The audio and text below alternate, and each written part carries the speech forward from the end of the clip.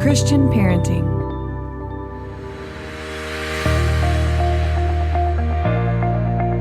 Welcome to the Moms in Prayer podcast, a place where we put our finger on the pulse of what's happening in the world today so we can better pray for and equip the next generation. Our focus will always be revival and spiritual awakening in our children, our schools, and our motherhood. We're so glad you're here with us. Let's get started. Hey friend, I'm your host, Lee Heiss. Welcome to the Moms in Prayer podcast powered by Christian Parenting. This is episode 119. We have some big news to celebrate today, but first, a great big hello to those of you who are new here. The Moms in Prayer podcast has been going strong for over 2 years, engaging your motherhood journey at the intersection of prayer, children, motherhood, and schools. This show is a ministry of Moms in Prayer International, a worldwide ministry equipping mothers to pray scripturally and strategically for children in schools. We're in all 50 U.S. states and over 150 countries around the world. That's right, friends, over 150 countries. For our longtime friends, you know that's the first time I've said that number publicly. Praise the Lord that growth is happening around the world even now. More and more moms are gathering to pray for children and schools. So here's the big news. We are so excited to be joining the Christian Parenting Podcast Network family. And here's why it matters. Over the last 2.5 years of this podcast and over the last 36 years of ministry, we've been working hard to fulfill our God-given vision of every school in the world covered in prayer. You just heard about the incredible reach God has brought us, even in the last year, but there's still so much more work to be done. That's why we're linking arms with the Christian Parenting Podcast Network. Today, we join other parents and podcast hosts in getting the much needed discipleship and parenting resources into the world. More ears listening, more hearts changed, more kids being raised in the hope of the gospel. If you haven't already, we would love for you to subscribe to this show wherever you get your podcasts or subscribe to our email list on christianparenting.org/momsinprayer so you don't miss any episodes. Oh, and sharing is caring. Don't forget to share this episode with your mama friends. We bring you episodes every Monday morning. You are going to love getting to know today's guest, Cynthia Yanof of Christian Parenting and the host of Pardon the Messpodcast. Then, beginning September 28th, that's next Monday, here on the Moms in Prayer podcast, we'll be starting a brand new series called Praying and Parenting in Times of Change. You guys, this 7-week series is going to be so helpful, so empowering. So be sure you're subscribed to this podcast so you don't miss an episode. If you're already subscribed to our podcast, you already made the change into the Christian Parenting Podcast Network right along with us. A special thanks to our episode sponsor, Operation Christmas Child. Yep, the guys with the shoeboxes. Man, we love those guys. Now, let's get started.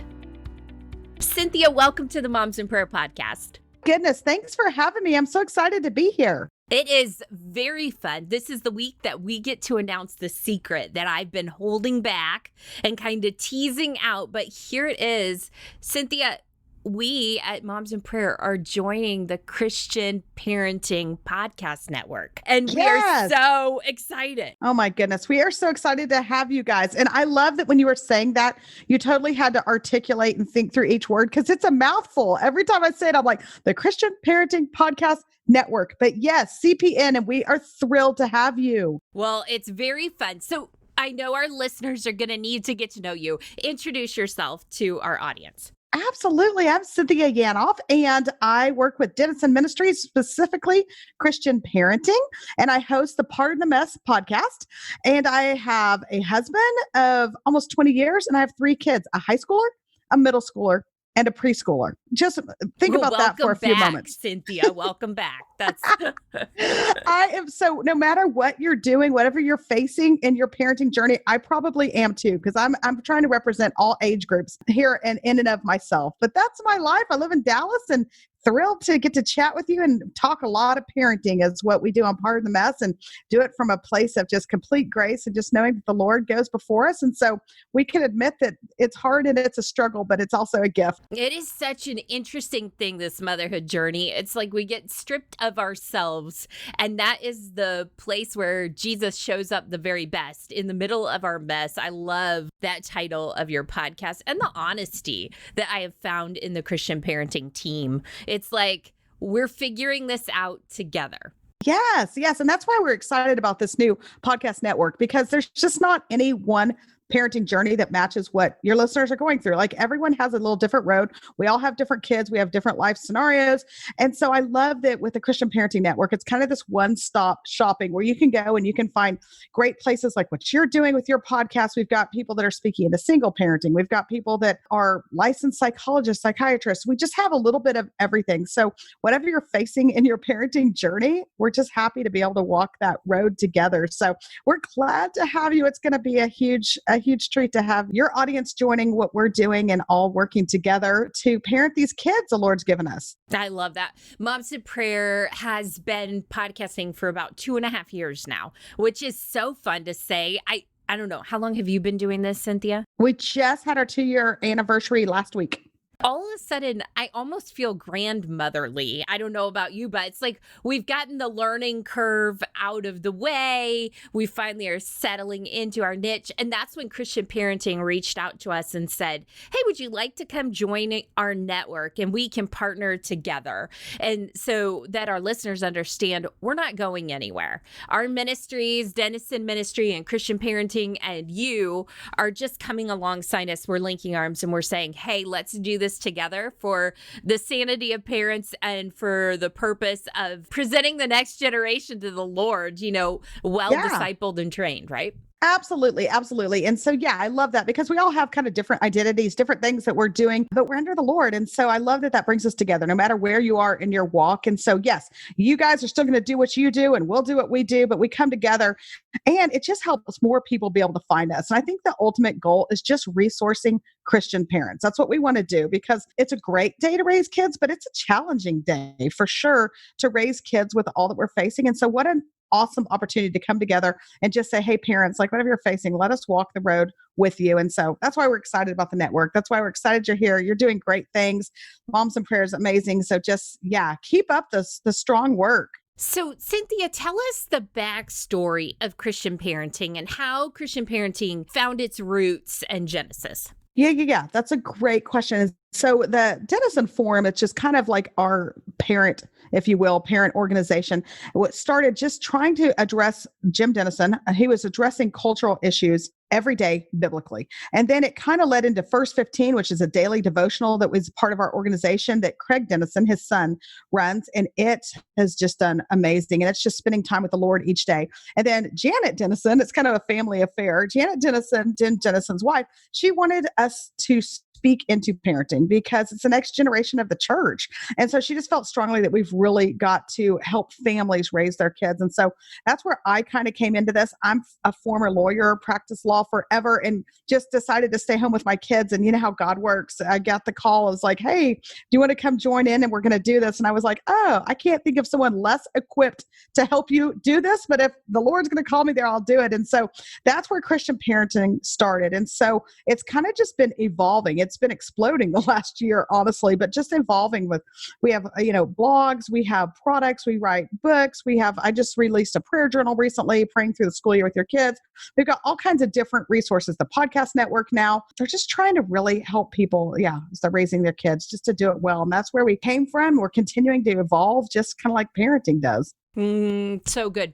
And here in the coming month, we're doing a Christian parenting event, a digital event online that all of our listeners across the entire network are encouraged to come and join together. It's kind of our first hurrah together, isn't it? Yes. It's going to be really great. Perfectly imperfect event, that digital event. And, I think they've got over 40 speakers now that are doing it with us. And it's super exciting, but it's such a great chance to hear from people, talk parenting in a relaxed atmosphere. Because one, with COVID, we know everything is crazy now.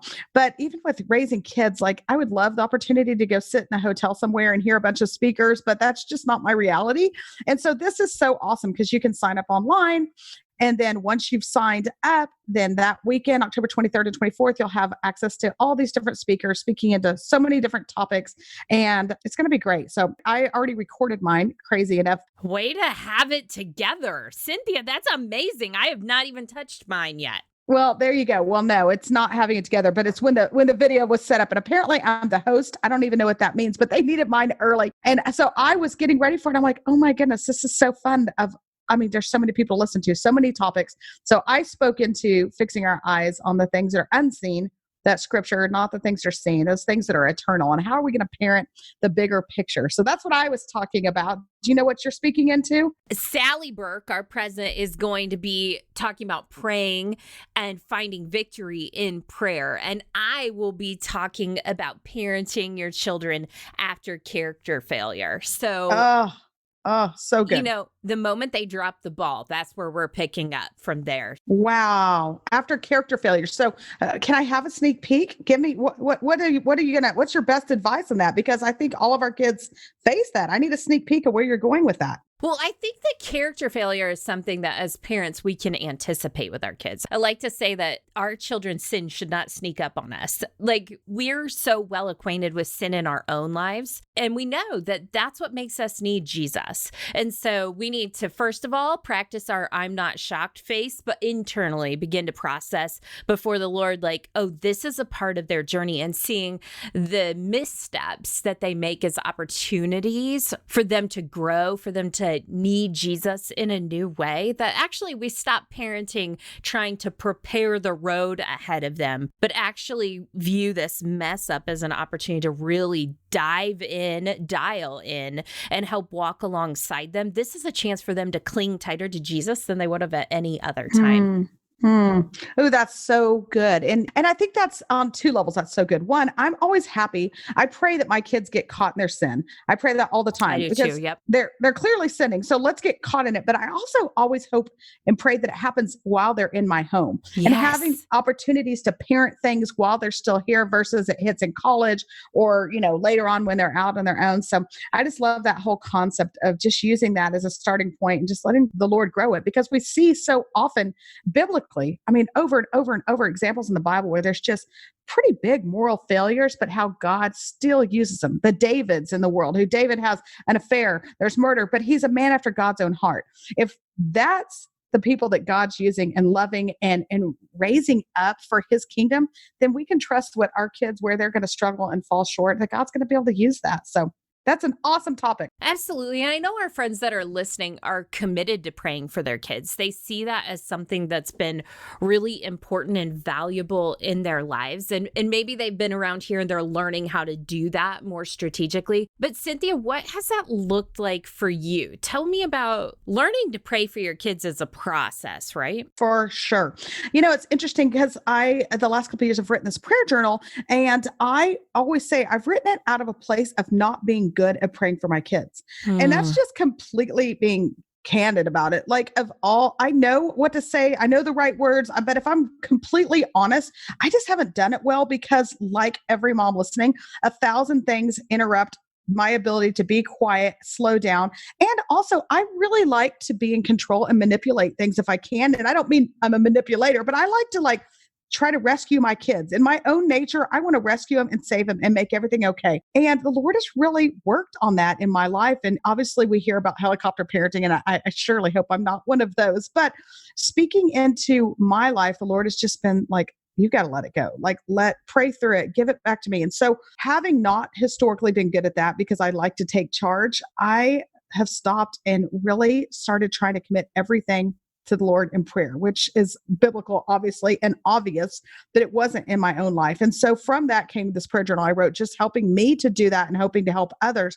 But I think with praying for your kids, I think there's the obvious things we're going to pray, always praying for their safety. I always try to pray, health, safety, some of those things, but then starting to pray these bigger attributes of our faith, just praying that they have that faith that sticks with them into college, praying that they're people that can stand alone. I pray all the time that my kids can stand alone because I think that they're going to be raised in a generation where they're going to need to be able to stand alone in their faith, and just praying these deeper things for our kids. But understanding that when you pray these things, then your kids will face things that will require them to do that. Like that's how the Lord works. And so when I pray that my kids will chase God-sized dreams, I pray that often, not just their own dreams, but the God-sized dreams. I know that one of them may come in and say, listen, I'm going to Africa, or I'm going to go do something. I'm going to be like, oh my heavens, I prayed for this, but here it is. And so it's been a process for me, not something that has always come naturally praying for my kids. But boy, when you do and you start to see how God's working in their lives, wow, it's just it's amazing. So there you go. I love that. And I have spent some time on Instagram stalking you for just a little while. Might as well be honest. But I bet it was boring, but good. Kind of. No, not boring at all.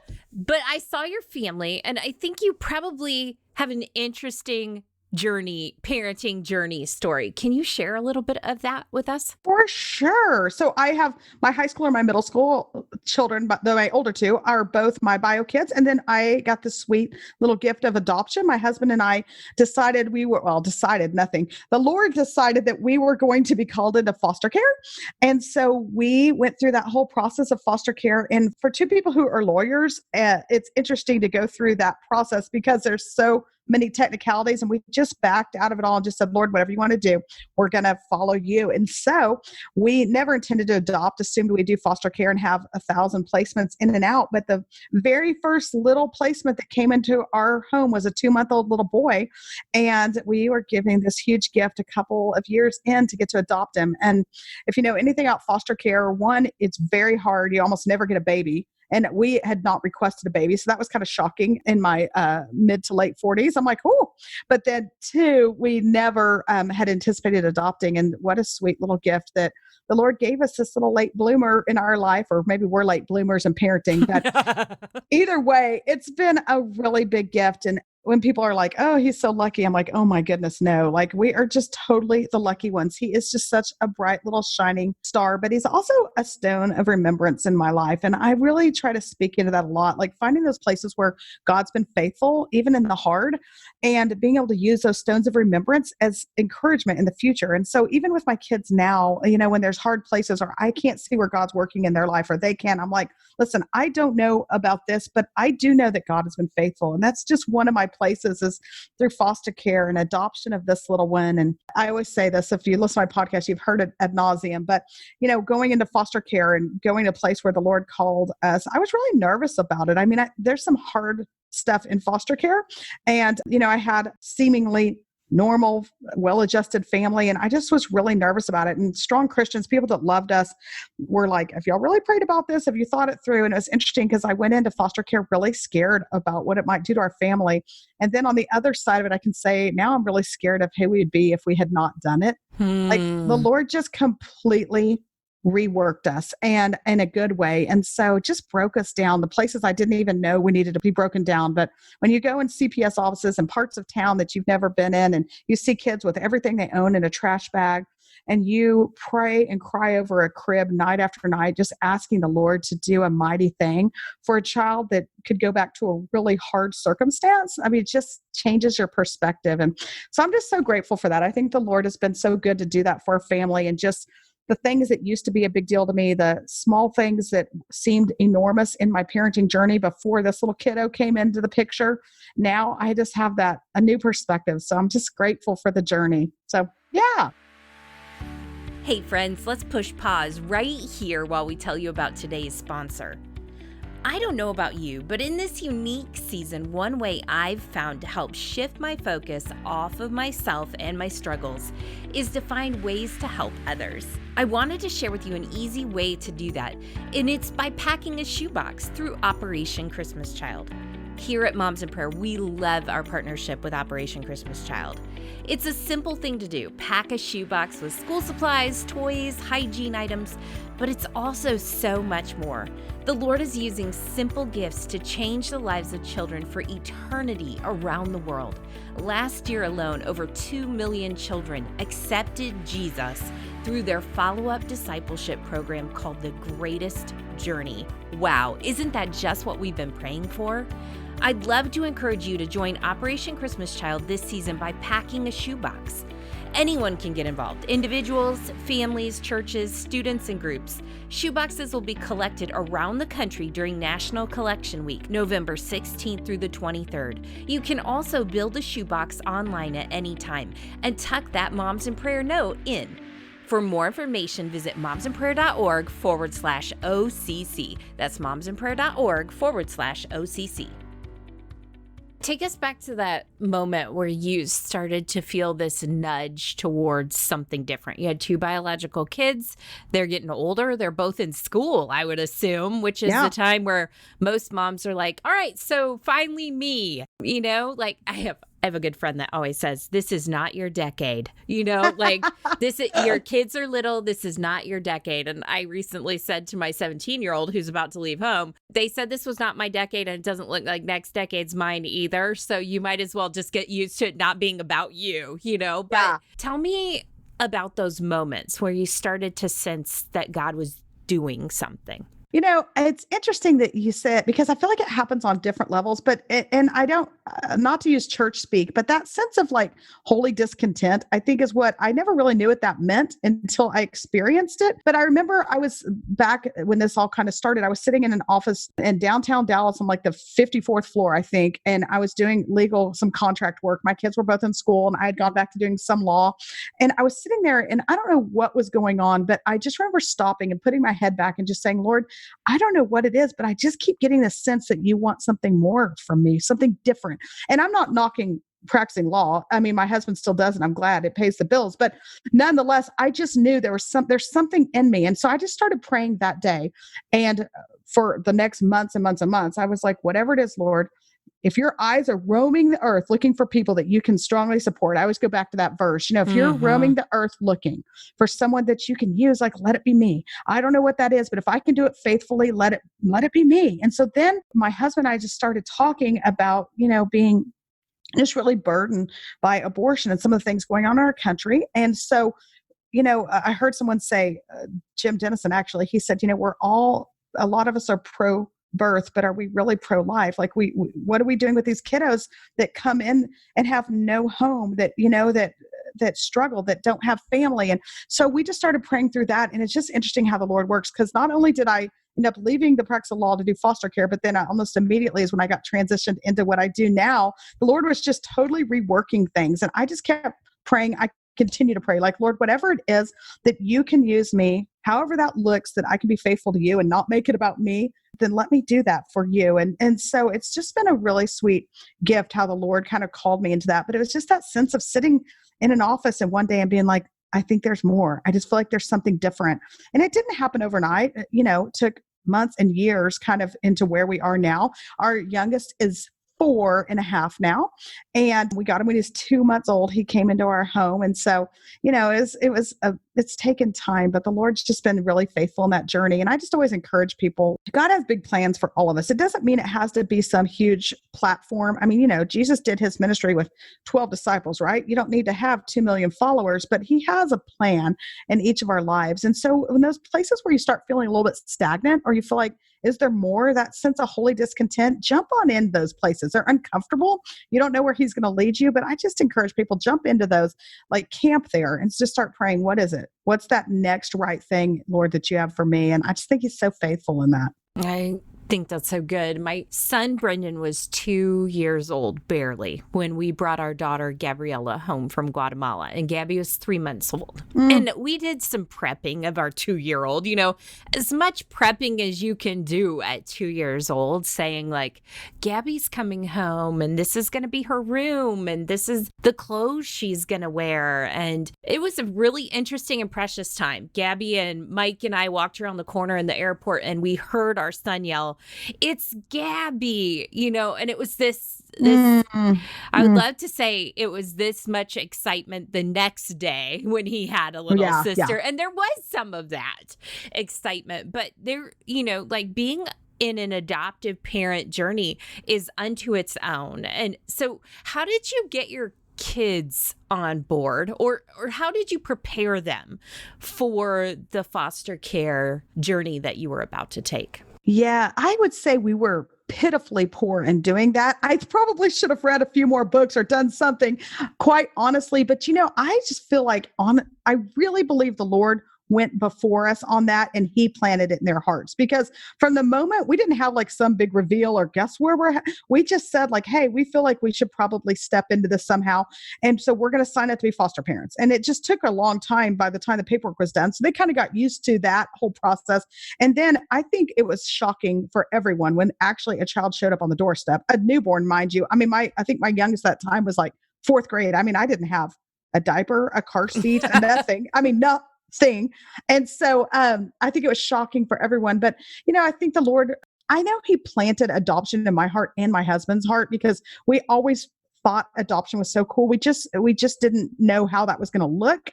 And even with my kids, like they had such a sweet spirit for that. And so I just feel like he almost created each one of us with that in mind. And so, yes, I probably should have used a few more words and probably expressed what was going on, but I don't know that I fully understood. And the Lord kind of stood in that gap. Now, I will say during foster care, it was really hard, like really hard. I packed up that child to go home several times. And there's just nothing like it when you love someone and you're packing up everything. And it was really tough. And then he obviously ended up not going. But I used to tell my kids, I mean, just letting them see the raw parts of it. I mean, I would wear my sunglasses in the house sometimes if they had friends over, because I had just been crying, and I'm not a crier. I mean, we'd had some hard days waiting on hearings and CPS and all of this. And my kids would be like, uh-oh, it's a sunglasses in the house day. I didn't want to scare their friends. But, those are the places, like, don't hide that from your kids. Like, for them to see that when you're called to something, it doesn't mean it's going to be easy. Doesn't mean it's not going to have hangups, emotional baggage with it, all the things that come with it. There's brokenness in this world. And so walking that road with the Lord, and he's calling you to that. It's just being honest in emotions of it is what we tried to do. And so our kids have done really well. I'm very grateful. If he had gone home, I think it'd been a whole different mourning, grief process, but we didn't have to walk through that. And I'm grateful for that, but I sure appreciate people that do foster care and let kids come and go all the time. It's hard stuff. Let us peek behind the curtain just a little bit about the days that you thought he might return home. And you knew probably that was just not a good situation. I mean, foster parents have a look behind that curtain a lot of times. And what were the things that you were thinking, and what were some of the things that you were praying during that time? That's such a good question. You ask really great questions, by the way. I'm not used to being on this side of the mic. Thank you. But yeah, it's funny. During all of that, I struggled with a little bit of like, how could your best be anything other than him staying here? And, I feel like the Lord really spoke into that a lot, saying, my ways are not your ways. And so I felt like there was a sense of confidence in him speaking, like, I know the big picture, you don't. I always go back to Job, where, Job had been through everything. And then God comes in and says, like, where were you when I created the universe? Where were you when, all those where were you questions God asks him. And I had to get to that. Where was I when, like, God, I had to trust that bigger picture. So I just prayed really that he would just give us the emotional stamina and strength to do it well, but do it well as believers. And with all the people that were watching us, it's funny, in foster care, I feel like we're called to that biblically. I'm not saying everybody is, but biblically it says take care of the orphans and widows. People were shocked that we were actually doing it, even our Christian friends. And I mean that in a loving way, but the people that rallied around us during it. And I just kept praying that, Lord, like, help us to do it well for those that are watching, all my kids' friends that are attached to this child, my kids, praying over my own bio kids, just going through all those different steps of it, but also just praying that the Lord would just show himself faithful. And he always does. And let me tell you one quick story about it. Right before the biggest hearing we had, and it was basically the one that would determine whether or not he went home. And that hearing kept getting postponed, and it's kind of random, but like even the electricity was out in the courthouse. I practiced law, a lot of years. Never once did I see the electricity like shut down the whole courthouse, but it just kept getting postponed. And I was like, I wonder what God's up to. But it was around Christmas time, and this pastor from a church, an African-American church south of town, one of my friends had been going to that church, and this pastor felt they'd been praying for us. And he said, I feel like I'm called to go pray over this family before that hearing. So the night before the hearing, right before Christmas, he comes to our house across town. Like, this pastor has nothing better to do, right? I mean, it's Christmas. Of course he's swamped. He comes to our house. He's never met us, sits outside, prays, finally comes in. And this is just, it's so interesting because I've never had this happen before or since, but he came in and we're there. Our friends that knew him are there, all of our kids. And he comes in and I'm like, thank you for coming to pray with us. And we were kind of, really emotional because that was a big day to the next day.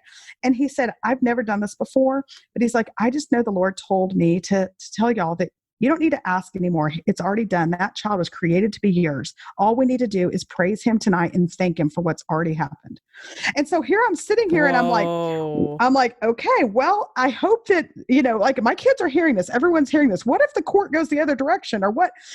But I just had this sense of peace. I'm like, okay. And so we just right there just started praising the Lord the night before that hearing, thanking him for creating that child to be ours. And so the next day, my husband and I are home. They have this big hearing. We didn't go to it. And CPS called, and the CPS worker said, you're not going to believe what happened. I'm like thinking, yes, I am. And she's like, he's yours. And I just was so thankful that the Lord spoke into it before any court process, any judge, anybody else was involved. Like, the Lord's like, this is my child. I am the determiner.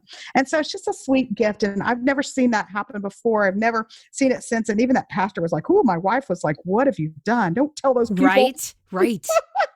But it was just a really sweet reminder that God is just so faithful and that he just gave us a little glimpse of his higher purposes. Oh, so good. I love, Cynthia, that your podcast is Pardon the Mess. And when we look at the Imperfectly Perfect parenting event that's coming up, that we're just acknowledging that this parenting journey is that. It's a journey. It may be a little ugly sometimes. It may be messy a lot of times. And I think that's a season that everybody finds themselves in right now. I mean, globally, we're in a pandemic. Nobody went back to school at the same time. It certainly doesn't look the way it does. And I wonder if you have a message for the parents, especially for the moms who are like, this is a hot mess. Like 2020, hot mess. I'm a hot mess. We don't know what to do.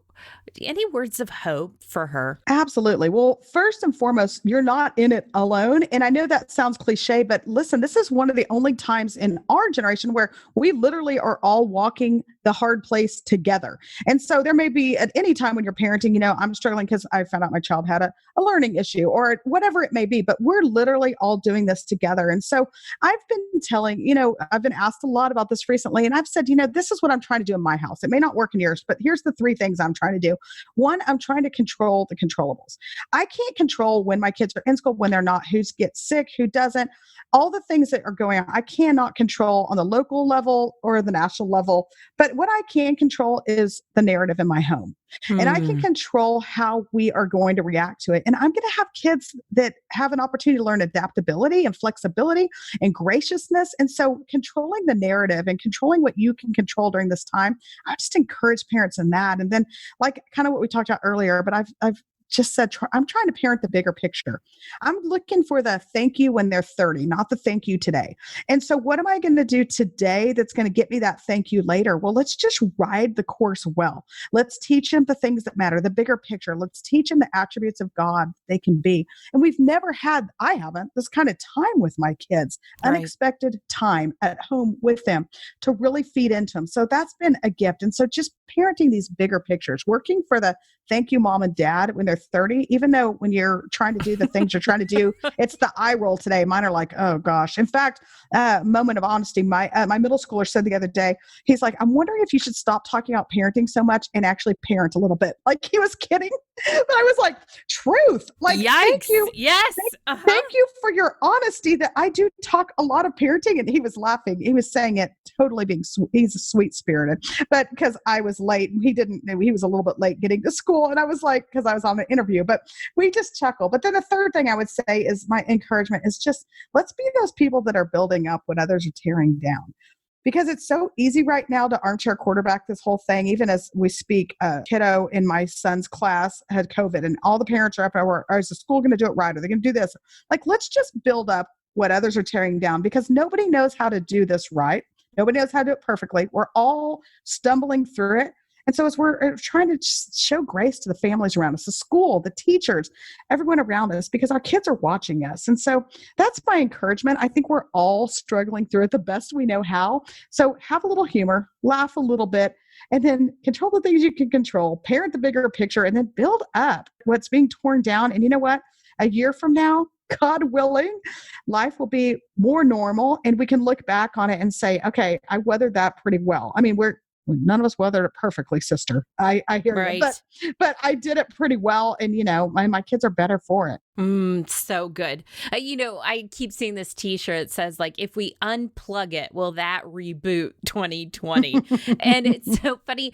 I think at this point in the journey, I know that you would say this because I'm saying it too. I may not have liked everything, but I don't think I would take a reboot. Like, we're going to be different on the other side of this. And if we're doing this with the Lord Jesus, we're going to be stronger from it.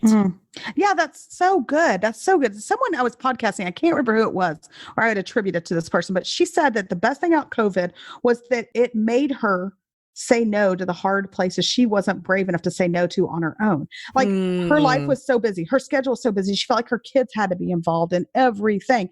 And she said, I wasn't strong enough to say no on their behalf. And COVID has said no on their behalf. And she's like, what a gift that's been. She's like, I didn't like who we were before, but now I've had a chance like to reboot kind of. And so, yeah, I mean, don't get me wrong. My kids, I sent them right packing as soon as the school opened up, but it did.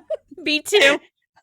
But it did give us a chance to reboot, reevaluate, and see some of the places that maybe there were some gaps. And so, yeah, with a perfectly imperfect event going full circle again, I'm excited just to hear all these speakers speak into it that have just come out of COVID like we have. And where's the Lord spoken to their parenting journey? What have they learned? I just think there's so much to it. There's so much rich, and it's so fun to have found a kindred spirit in you, Cynthia, and in Christian parenting. And I just pray that this new podcast network does exactly what we're all praying it does, which is just shoot hope into this generation of parents right now. Absolutely. Well, we're thrilled to have you. There's just so much, there's so much rich out there and parents that just want to do this together well. And so I just hope, keep forming that community.